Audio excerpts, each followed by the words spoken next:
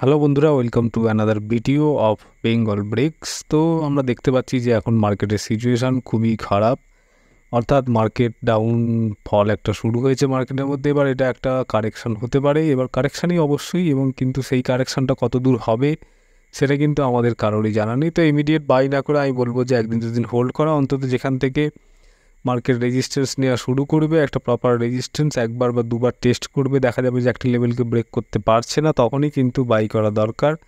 Immediate by করার কোনো মানে হয় না, কারণ যে উইকলি ক্যান্ডেলটা তৈরি হয়েছিল আগের সপ্তাহে সেটা পুরোটাই আজকে কিন্তু এনগলফ করে গেছে।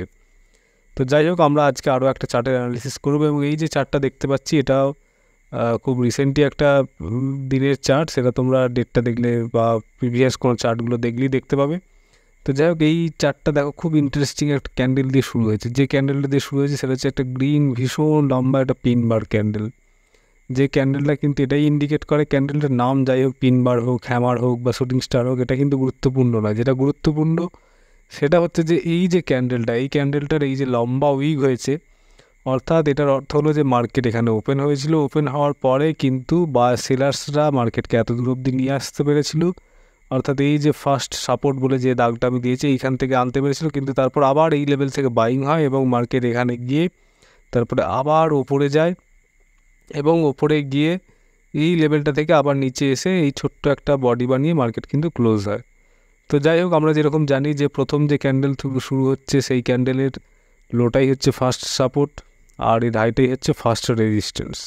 তো দেখো প্রথম যে রেজিস্ট্যান্স সেটা এবার যেহেতু গ্রিন পিন বার ক্যান্ডেল হয়ে যেত, সেই জন্য ওপরের দিকে যাওয়ার চেষ্টা করেছি, কিন্তু প্রথম যে রেজিস্ট্যান্স সেটাকে কিন্তু সফলভাবে ব্রেক করতে পারেনি। এখানে উল্লেখযোগ্য এই যে ব্রেকিং জোনটায় এসেছে, অর্থাৎ এই যে ক্যান্ডেলের হাইটা সেটাকে ব্রেক করতে গিয়ে কিন্তু দেখো এখান থেকে কিন্তু রিভার্স হয়েছে।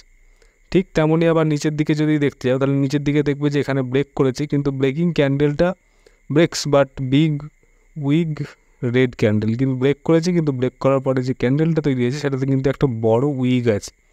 তো সেই জন্য এটাকে একটা স্ট্রং ব্রেকআউট হিসেবে এখনই ভাবা যাচ্ছে না, এবং এটা খুব ছোটো একটা লেভেলের খেলা। তো তারপরে দেখো এখানে একটা গ্রিন ক্যান্ডেল হয়েছে, একটা রিট্রেসমেন্ট দিয়েছে, এবং আবার রেড ক্যান্ডেল দিয়ে ব্রেক করেছে, কিন্তু ব্রেক করলেও এই যে উইকটা, অর্থাৎ যে লোটা থেকে বায়ার্সরা মার্কেটে কন্ট্রোল নেওয়ার চেষ্টা করেছিল সেটাই কিন্তু ব্রেক করতে পারছে না। মানে এই ক্যান্ডেলটাও পারেনি, এটাও পারেনি, এটাও পারেনি। তারপরে আবার একটা গ্রিন ক্যান্ডেল দিয়ে কিন্তু ওপরের দিকে যাওয়ার চেষ্টা করছে। এবার এই যে একটা ছোট্ট মাইক্রো জোন হয়েছে, অর্থাৎ এই যে জোনটার কথা আমি বলছি,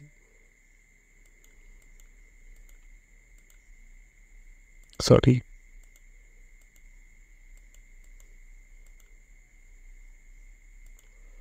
অর্থাৎ এই যে জোনটা হয়েছে এই জোনটাকে কিন্তু এই যে জোনটা হয়েছে এই জোনটায় কিন্তু মার্কেট ব্রেক করে যাচ্ছে। এই জোনটাকে মার্কেট ব্রেক করছে, এবং ব্রেক করে দেখো এখান অবধি একটা ব্রেক করেছে, ব্রেক করার পরে এখানে একটা রিট্রেসমেন্ট হয়েছে, এবং আবার ওপরের দিকে এখানে একটা গ্রিন ক্যান্ডেল হয়েছে। তো এখানে গ্রিন ক্যান্ডেলটা যখন হয়েছে, এই গ্রিন ক্যান্ডেল দিয়ে মার্কেট কত দূর অবধি যাবে, তখন কিন্তু ফার্স্ট যে রেজিস্ট্যান্স ছিল এই ক্যান্ডেলটা, এইটাকে যদি বড় করি তাহলে দেখতে পাবে যে ফার্স্ট যে রেজিস্ট্যান্স ছিল সেই অবধি কিন্তু মার্কেট গেছে, এবং এখানেই দেখো খুব সুন্দর একটা রেড ক্যান্ডেল হয়েছে, যেটা কিন্তু ওটাকে আবার রিজেক্ট করেছে, অর্থাৎ প্রথম রেজিস্ট্যান্সটাকে আবার রিজেক্ট করেছে, এবং রিজেক্ট করার পরে কিন্তু আবার নিচের দিকে আসতে শুরু করেছে। এবার নিচের দিকে আসতে গেলে যে সমস্যাটা সেটা হচ্ছে, দেখো এখানে কিন্তু কোনো সাপোর্ট ছিল না। মানে প্রথম রেজিস্ট্যান্স হচ্ছে এই রেজিস্ট্যান্সটাই, মানে প্রথম রেজিস্ট্যান্সটাই এখানে রেজিস্ট্যান্স ছিল, কিন্তু এবার নিচের দিকে যখন আসতে গেছে তখন কিন্তু এখানে একটা সাপোর্ট আছে, এখানে একটা সাপোর্ট আছে, এখানে একটা সাপোর্ট আছে। তো সেই জন্য মার্কেট কিন্তু ডাইরেক্ট নিচে আসতে পারছে না, অর্থাৎ এই যে লেভেলটা এখানে একবার সাপোর্ট নিয়ে ফেলেছে মার্কেট, আবার উপরের দিকে গেছে, আবার নিচের দিকে এসে এইখানে এই যে প্রিভিয়াস যে ফার্স্ট সাপোর্ট ছিল সেখানটা অবধি কিন্তু মার্কেট এসেছে। এবার এইখানে আরও একটা জিনিস চলছে, সেটা হচ্ছে যে যদি লক্ষ্য করো যখন এই ক্যান্ডেলটা হলো তখন কিন্তু এখানে একটা ট্রেন লাইনও চলছে। যদি খুব ভালো করে লক্ষ্য করো এখানে কিন্তু একটা ট্রেন লাইনও চলছে, যেটা হচ্ছে প্রথম রেজিস্ট্যান্সের যে পিনবার ক্যান্ডেল সেই পিনবারের থেকে এই পিনবার যদি আমি অ্যাড করি তাহলে সেই বরাবর গেলে কিন্তু এইরকম একটা ট্রেন লাইন কিন্তু চলে যাচ্ছে। কিন্তু এই ট্রেন লাইনটা এখানে দেখো ট্রেন লাইনটা অবধি পৌঁছায়ও নি, তার আগেই কিন্তু মার্কেট রিভার্স করে গেছে।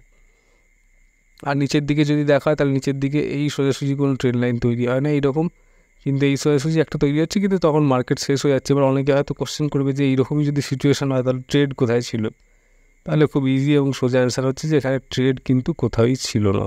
এরকম একটা দিনকে আমাদের কিন্তু ক্লিয়ারলি যেটা করতে হবে সেটা হচ্ছে অ্যাভয়েড করতে হবে। এই হলো এই চার্টের অ্যানালিসিস।